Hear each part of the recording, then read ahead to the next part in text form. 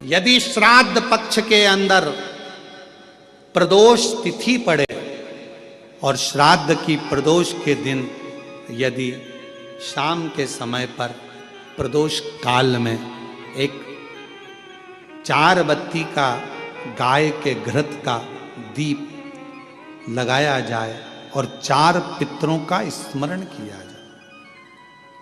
4 पितरों का स्मरण करो, वो 4 बत्ती का दीपक जलाकर। पहले अग्नि स्वधा पितर, दूसरे वर्षद पितर, तीसरे आग्य पितर और चौथे सोमपति पितर। इन 4 पितरों को नमन करो, प्रणाम करो और वो 4 बत्ती का दीपक या तो पीपल के वृक्ष के नीचे या मेरे शिवालय में जो प्रदोष के दिन अंकित कर देता है, जला देता है, प्रकट कर देता है। जो मन से मांगता है पितृ और शिव उसके भंडार कभी खाली नहीं करता, उसकी झोली भरा जाती है।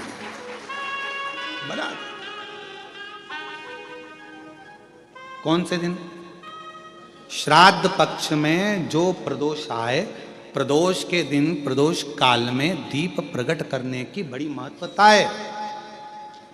आपने 16 दिन अगर ब्राह्मण को भोजन नहीं कराया है, 16 दिन अगर तुमने अन्नदान नहीं करा है, 16 दिन अगर कोई दान नहीं दिया है, तो भी यदि प्रदोष के दिन श्राद्ध पक्ष में जो प्रदोष आएगी, उस प्रदोष के दिन श्राद्ध पक्ष के 16 दिन के अंदर जो प्रदोष आए, प्रदोष काल में चौमुखी दिया 4 पितरों का जिनका नाम अभी वर्णन किया, उनका स्मरण कर कर यदि प्रज्वलित किया जाए तो उसका फल अधिक मिलता है। और जो कामना कर कर हम दीप लगाते हैं वो कामना हमारी वर्ष भर पूरा नहीं होता और बाबा उस कामना को पूर्ण कर देता है, पितृ पूर्ण कर देते हैं।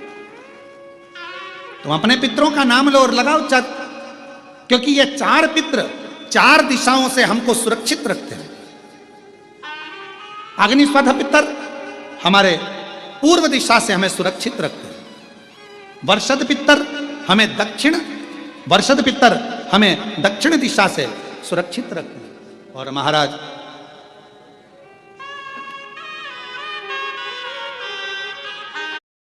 आग्नेय पितर यह हमें पश्चिम दिशा से सुरक्षित रखते हैं और सोमपति पितर यह हमें उत्तर दिशा से सुरक्षित रखते हैं।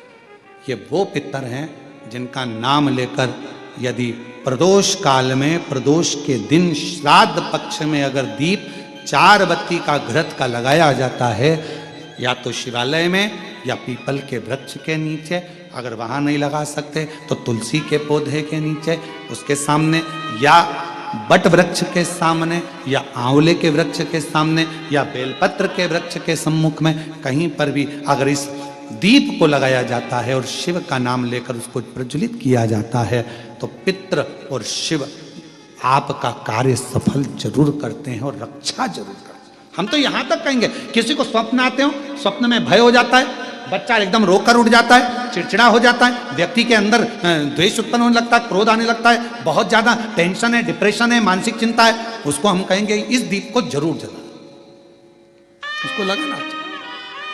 पितरों का नाम लेकर 4 पितरों का स्मरण कर कर राजा रुचि ने अपने पितरों के निमित्तार्थ ये कर्म किया। तभी इस कर्म को जैसे ही करा था, करते ही राजा रुचि को जो चाहिए था वो मिलने लगा। सामने से एक नदी के सम्मुख से एक स्त्री, सामने से एक सुंदर अप्सरा ब्रह्मलोचना निकल कर बाहर आई और मैं अप्सरा हूं ब्रह्मलोचना। आपने पितरों को तृप्त करा है दीप लगाकर, क्या चाहिए तुम्हें? मेरा विवाह नहीं हो रहा, कोई कन्या चाहिए। राजा वरुण की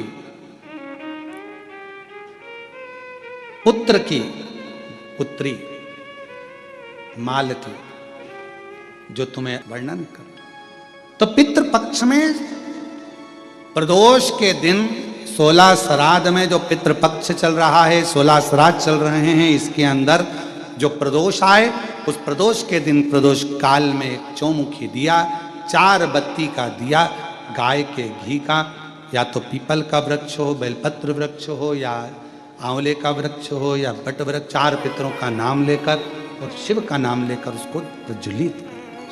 पितृपक्ष में जो शिवरात्रि आ रही है, बेटा बेटी का विवाह 35 साल 40 साल 30 साल हो गए, शादी नहीं हो रही हो, जिस बेटा बेटी का संबंध नहीं हो रहा, उससे निवेदन है उस पितृपक्ष की शिवरात्रि के दिन एक बूंद घी, गौ माता का घृत, गाय के दूध से बना हुआ घी एक उंगली में जरा सा लगाकर जिस लड़का लड़की का विवाह नहीं हो रहा हो वो लेकर जाए, शंकर के शिवलिंग पर उसका लेपन करे और उसी उंगली को अशोक सुंदरी वाली जगह पर पीवरी के नाम से, पितृपक्ष में सुखदेव जी महाराज की धर्म पत्नी पीवरी के नाम से अगर अशोक सुंदरी वाली जगह पर लगाकर एक लोटा जल भगवान शंकर को समर्पित कर दे तो उसका विवाह होता है। निवेदन अगर बन सके, जिनके घर में संतान का सुख नहीं है, अगर ये शिवरात्रि जो आ रही है श्राद्ध पक्ष की शिवरात्रि मतलब पितृ और महादेव दोनों का वर हमको प्राप्त होता है। मान लो घर में पितृदोष हो गया, आहुत दोष हो गया, वास्तुक दोष हो गया, काल सर्प दोष हो गया, सारे दोष तुम्हारे पास में, कोई ने कह दिया मंगल हो गया, कोई ने कह दिया शनि चढ़ गया, कोई ने कह दिया बुध चढ़ गया, कोई ने कह दिया गुरु चढ़ गया, कुछ भी चढ़ जाए तुम महादेव के पास जाइए। संतान का अगर सुख नहीं है तो बाबा देवादिदेव महादेव को घृत का लेपन कर कर उसी घृत का थोड़ा सा पान घर पर आकर दोनों पति पत्नी उसी घृत को लाकर उसका पान करो, घृत का लेपन करो, बाबा को जल चढ़ाओ। अगर लेपन नहीं कर सकते तो थोड़ा सा चढ़ाकर भी अगर लेकर आओगे और वो घृत का पान अगर करा है तो संतान का सुख होता ही है। पर ये केवल जो बताया जा रहा है ये पितृपक्ष के अंदर जो शिवरात्रि पड़ती है उसी में किया जाएगा। बाकी दूध सामग्री जो होती है ना वंश की वृद्धि करती है। आप लोगों के स्मरण में है कि नहीं है? श्राद्ध पक्ष में सारा भोजन कोई भी लगाकर ब्राह्मण को जिमाए उससे मतलब नहीं है, पर श्राद्ध पक्ष में तिथि पर, श्राद्ध में या अन्य तिथि पर, बरसी आदि तिथि पर अगर खीर का पात्र भरा जाए तो घर की बहू, घर की माता, घर की स्त्री, घर में जो ताई चाची जो भी है घर में स्त्री, उस खीर के पात्र को उसको भरना चाहिए। संपूर्ण थाली कोई लगाए और फिर निवेदन करेंगे। श्राद्ध पक्ष में एक बार प्रयोग कर देखिए, जिसके घर में 23 से 24 साल तक भी औलाद नहीं हो, 23 से 24 साल तक भी औलाद पैदा नहीं हुई हो, जिसके घर में संतान ना हुई हो, वो एक प्रयोग जरूर करे। एक प्रयोग जरूर करो कि 23 साल तक भी औलाद ना हुई हो तो श्राद्ध पक्ष में तुम्हारे दादा परदादा किसी का श्राद्ध घर में हो रहा हो और किसी दादी का श्राद्ध, किसी दादा का श्राद्ध, किसी बुजुर्ग का श्राद्ध तुम्हारे घर में हो रहा हो तो खीर के बर्तन में खीर तुम भरकर और उस ब्राह्मण को जिसको घर में बुलाया गया है भोजन कराने के लिए वहां तुम देकर आओ और अगले श्राद्ध तक इंतजार करो। मेरा बाबा वंश की वृद्धि करता ही है, निश्चितता देता है, वंश बढ़ाता है। पितृपक्ष की प्रदोष के दिन, पितृपक्ष में जो प्रदोष आती है उस प्रदोष के दिन यदि एक चावल का दाना, एक बेलपत्र और एक लोटा जल कोई दिल से बाबा को चढ़ा देता है, प्रदोष काल में घी का दिया लगा देता है, उसके पूर्वजों को पिंड अपने आप प्राप्त हो जाता है, तर्पण अपने आप मिल जाए। दिन है जिस, आज तो वो दिन है जिस दिन मेरे शंकर भगवान पार्वती और के साथ में वर प्रदान करते हैं, आनंद प्रदान करते हैं। मैं समझना है।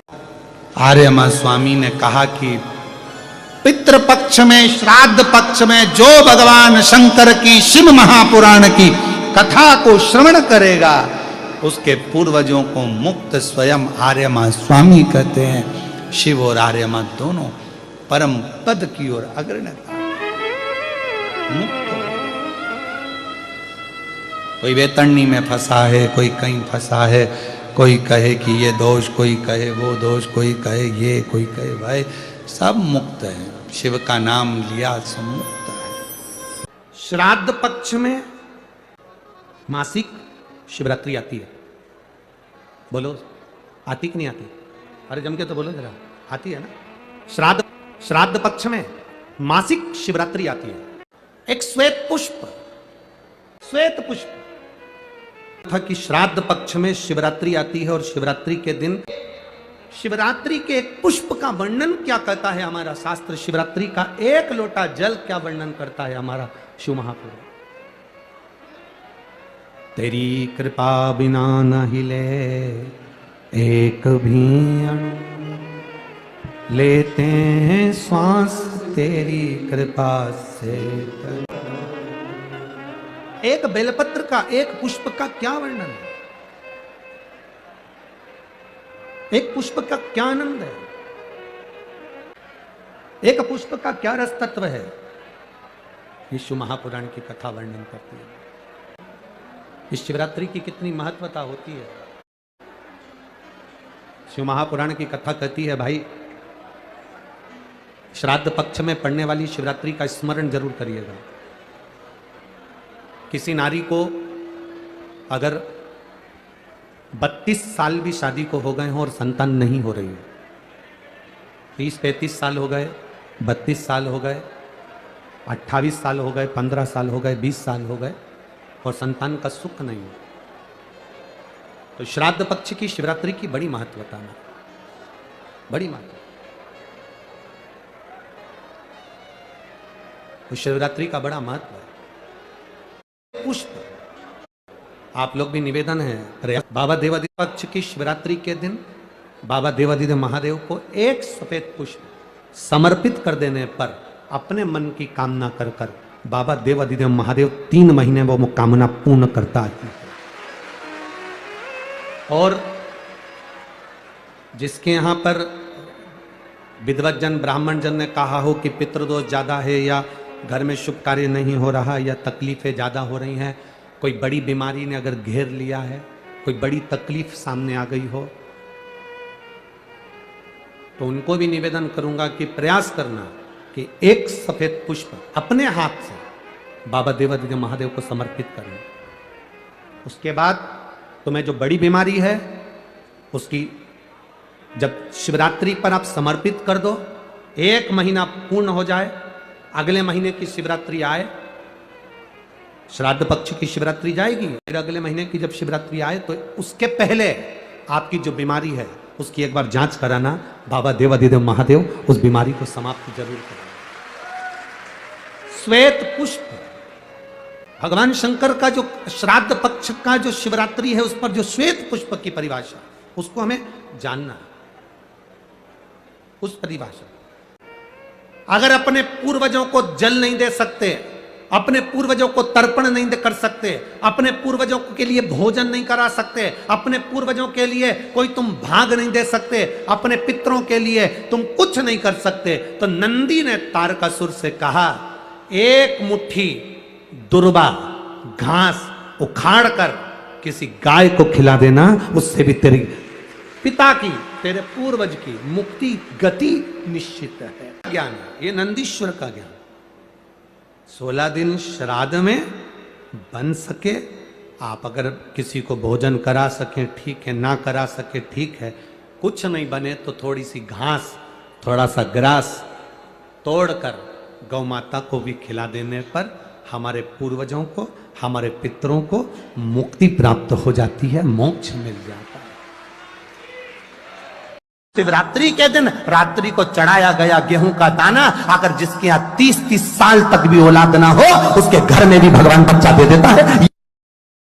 महापुराण की कथा कहती है, श्राद्ध पक्ष में पड़ने वाला प्रदोष का व्रत किसी भी दिन पड़े, चाहे सोम हो, मंगल हो, बुध हो, गुरु हो, शुक्र हो, शनि हो, कोई से भी दिन पड़े, जो प्रदोष काल के समय 3 कलश में दूध लेकर उसमें काली तिल डालकर, जौ डालकर और उसमें थोड़ा सा डाब डालकर, डाब मतलब कुसा डालकर पीपल, बड़ और बेलपत्री के पेड़ के नीचे चढ़ा देता है, उसके घर में कभी संपदा की कमी नहीं होती महाराज। लक्ष्मी कभी समाप्त नहीं हो सकती। दुकान, व्यापार, व्यवसाय, फैक्ट्री कुछ भी अगर खड्डे में भी जा रही है तो उबर जाती है। श्राद्ध पक्ष के प्रदोष का इतना महत्व होता है, पर प्रदोष काल में ही चढ़ेगा, शाम के समय प्रदोष काल पीपल के नीचे, बट वृक्ष के नीचे, बड़ के पेड़ के नीचे, बेलपत्री के नीचे घी का दिया लगाकर आप दूध समर्पित करो, स्टील के पात्र में थोड़ा सा दूध लेकर कटोरी में ले जाओ, अगर पात्र बर्तन नहीं ले जा सकते तो कटोरी पर ले जाओ, समर्पित। शिव का सबसे प्रिय अगर कोई व्रत है तो प्रदोष का ही व्रत है। शंकर को राजी है वो व्रत, क्योंकि शिव और पार्वती का दोनों का मिलन का व्रत है, भगवान शंकर के मिलन का व्रत है। भगवान मार्कंडे बाबा से कहा, भगवान शंकर ने, मार्कंडे जी आपने शिव आराधना करी है, आपने माता पार्वती का वर प्राप्त करा है, इसलिए आप चिरंजीवी भव हो गए महाराज, आपके प्राण नहीं चाहिए। मार्कंडू जी ने भगवान शंकर से हाथ जोड़कर निवेदन करा, जो दुनिया में कोई नहीं कर सकता वो आपने कर दिया। शंकर जी कहते हैं ये मैंने नहीं करा, भोलेनाथ कहते हैं ये तो इसके भजन का प्रताप है। अगर आपको लग रहा है कि दुख समाप्ति नहीं हो रहा है, एक बीमारी से उठे दूसरी बीमारी में लग गए, फिर कोई दुख आ गया, फिर कोई दुख आ गया, फिर कोई तकलीफ आ गई, फिर कोई तकलीफ आ गई, बार बार आपको लग रहा है कि दुख पीछा ही नहीं छोड़ रहा है। प्रदोष के दिन, प्रदोष काल में 2 जगह दिए लगाना प्रारंभ कर दो। पहला, बेलपत्री के वृक्ष के नीचे पहला दिया प्रदोष काल में, प्रदोष के दिन बेलपत्री के वृक्ष के नीचे, और दूसरा दिया अपने दरवाजे की चौखट के बाहर, मतलब अपन बाहर खड़े होंगे, अंदर की ओर दिया नहीं, बाहर की ओर दिया। एक दिया बेलपत्र के नीचे देवाधिदेव महादेव से प्रार्थना कर कर, हे शिव शंकर, हे गौरी शंकर, हे शिव, आज प्रदोष का दिन, प्रदोष काल में आप भ्रमण के लिए निकलोगे नंदीश्वर के साथ में, ऐसी कृपा करना, आपके लिए मैंने द्वार सजाया है भोलेनाथ, आपकी दृष्टि मेरी चौखट पर भी कर देना, मेरी जिंदगी संवर जाए। इसलिए 2 दीप स्मरण करो। जिस दिए को आप लगाओगे प्रदोष के दिन, प्रदोष काल में, एक दिया बेलपत्री के वृक्ष के नीचे लगाया है, और दूसरा दिया जब आप कहते हैं घर में प्रवेश करोगे तो राइट हैंड पर ही लगाएं। कौन से हैंड पर लगाएं? राइट हैंड पर। बेलपत्री का वृक्ष, पीपल का वृक्ष, आंवले का वृक्ष, बड़ का वृक्ष या शंकर का शिवालय। फिर से सुन लेना, पीपल का वृक्ष, बेलपत्र का वृक्ष, आंवले का वृक्ष, बट का वृक्ष या फिर शंकर का, जम के बोलो, शिवालय। शिवालय का मतलब शंकर का मंदिर या शिव। प्रदोष के दिन अगर आपको लग रहा है कि हमारे यहाँ पितृदोष है, बहुत तकलीफ चल रही है, बहुत, कोई ने कहा पितृदोष है, कोई कह रहा पितरों का, तुम्हारे यहाँ ये तकलीफ है, पितरों की ये तकलीफ है, पितरों की वो तकलीफ है, पितरों की ये तकलीफ है, बार बार अगर कोई कह रहा है तो फिर आपको उसमें स्मरण करना पड़ेगा कि हम चावल के कितने दाने भगवान शंकर को समर्पित कर दें कि भोलेनाथ हमारे पितरों को तृप्त कर कर। हम तृप्त नहीं करेंगे। आप में से कोई है जो पितरों को तृप्त कर सकता है? संसार में कोई नहीं जन्मा जो अपने पितरों को, अपने पूर्वजों को तृप्त कर दे। गया जी का पिंडदान कर लो, तर्पण कर लो, तिलांजलि दे दो, घर में ब्राह्मण भोज करा दो, साधु भोज करा दो, संत भोज करा दो, तुम दुनिया भर का सारा 50 काम कर लो, उसके बाद भी तुम पत्री का किसी को दिखाओगे तो वो भी कह देगा तुम्हारे यहाँ, फिर वापिस कहेगा कि पितृ दोष है। अब तुमने अभी इतना अनुष्ठान करा, इतना पिंडदान करा, इतना तर्पण करा, इतनी तिलांजलि करी, इतना इतना सब कुछ करा, इसके बाद वापिस पितृदोष आ गया, फिर वापिस पितृदोष। क्यों? दुनिया में ऐसा कोई नहीं जन्मा जो अपने पितरों को तृप्त कर। आप अपने घर के लोगों को तृप्त नहीं करते, जो जिंदा है वो, उनको बोलो तृप्त कौन करेगा?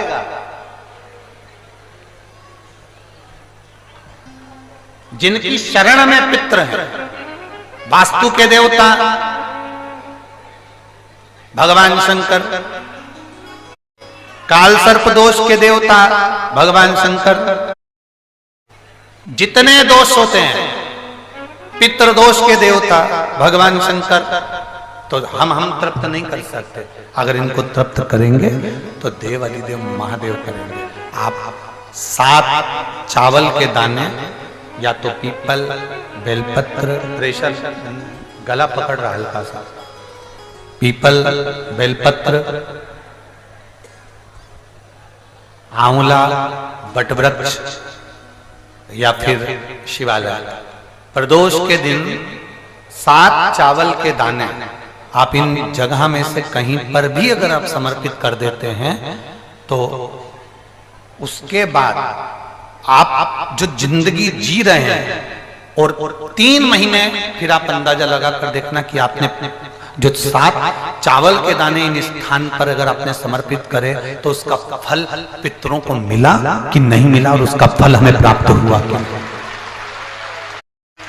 ये वो स्थान है जहां प्रदोष के दिन 7 अक्षत चावल का दाना भी हमारे पितरों को, पूर्वजों को तृप्त कर देता है।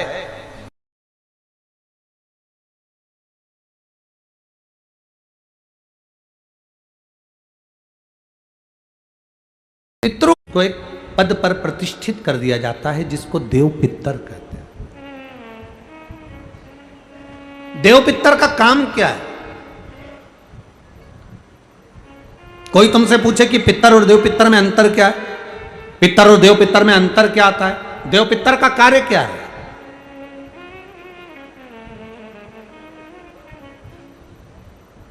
हम जब भी कोई पूजन करते हैं तो कहते पितृ देवता, बोलते कि नहीं बोलते?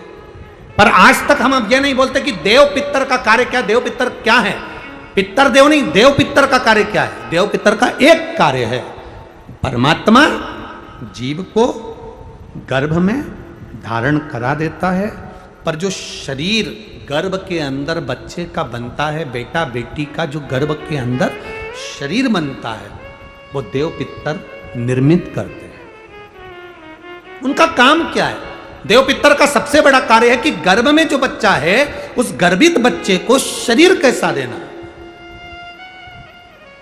उसकी नेत्र ज्योति कम रखना है, श्रवण शक्ति कम रखना है, उसकी छाती में, उसके हृदय में, उसके दिल में छेद करना है, हड्डी को कमजोर करना है, पांव टेढ़ा करना है, हाथ टेढ़ा करना है, या उस शरीर को सही तरह से निर्मित करना है। ये देव पितर का कार्य।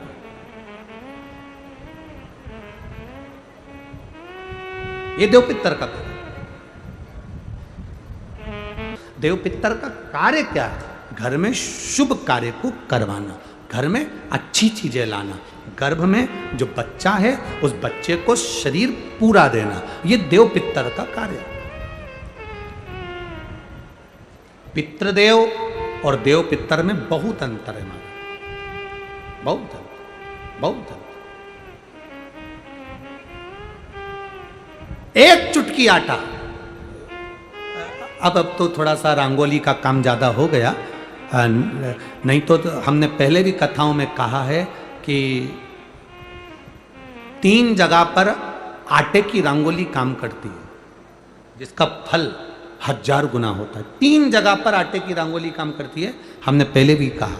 पहला, पितरों की पूजन हो रही हो, पितरों का पाटा भरा रहा हो, पितरों के लिए जोत लग रही हो, पितरों के लिए या अन्य स्थान पर कहीं पूजन हो तो वहां पर आटे की रंगोली काम आती है। दूसरे नंबर पर, तुम्हारे घर में यज्ञ हो रहा हो, घर के बाहर यज्ञ हो रहा हो, यज्ञ चल रहा हो, उस यज्ञ में 3 परिधियां बनती हैं ब्रह्मा विष्णु महेश की। देखिए आप लोगों ने, यज्ञ कुंड जो बनाया जाता है, उस यज्ञ कुंड पर पत्थर की रंगोली नहीं, मिट्टी की रंगोली नहीं, आटे की रंगोली डलना चाहिए। ये पहले डलती थी, अब लोगों ने फैशन में दूसरी डालना प्रारंभ कर दी। जब हम सांकल्य छोड़ते हैं अग्नि को, जब हम सांकल्य देते हैं तो जिस आटे की रंगोली उस पर बनी होती है, तो हमारी जो सांकल्य छोड़ी जाती है उसमें से एक अंश भाग हमारे पितरों के खाते में चला जाता है, जिससे पितरों की मुक्ति प्राप्त हो जाती है। तीसरा, आटे की रंगोली। तीसरी, घर में शादी हो रही हो, मंडप बंधा हो, उस मंडप के नीचे जब पूजन हो रही हो उस समय पर पत्थर की या मिट्टी की रंगोली नहीं, अगर पंडित पूजन करा रहे हैं या मंडप की पूजन हो रही है जिसके नीचे लड़का लड़की की भांवर होगी, दूल्हा बैठेगा, दुल्हन बैठेगी, वहां चावल के दाने मध्य पत्ती पर आटे पीला चंदन को घिसकर उसकी एक गोली बनाओ, शिवपिंडी जैसी शिवलिंग जैसी गोली बनाकर उस चावल के दाने पर रख लो। एक स्थान पर रखकर घर के अंदर ही उसका पूजन कर लो। और पूजन करना है वही जो आप घर में सामग्री आपके रोली चावल मोली हल्दी उससे पूजन कर कर दिए से आरती कर कर वहां से पानी बह रहा है उस और इस डंडी को रखना और ऐसी कैसी पत्ती अशोक सुंदर वाली जगह पर रख दीजिए। ये किसी भी प्रदोष के दिन या किसी भी सोमवार की अष्टमी के दिन या किसी भी विशेष शिवरात्रि के दिन आप ये एक बार केवल करना है और अपने मन की कामना कर कर उसको रखकर बाबा को घी का 2 दिया लगाकर आ जाना है। मेरा भोलेनाथ आपका हाथ पकड़कर आपको कंपटीशन एग्जाम में विजेता। अब एक बेल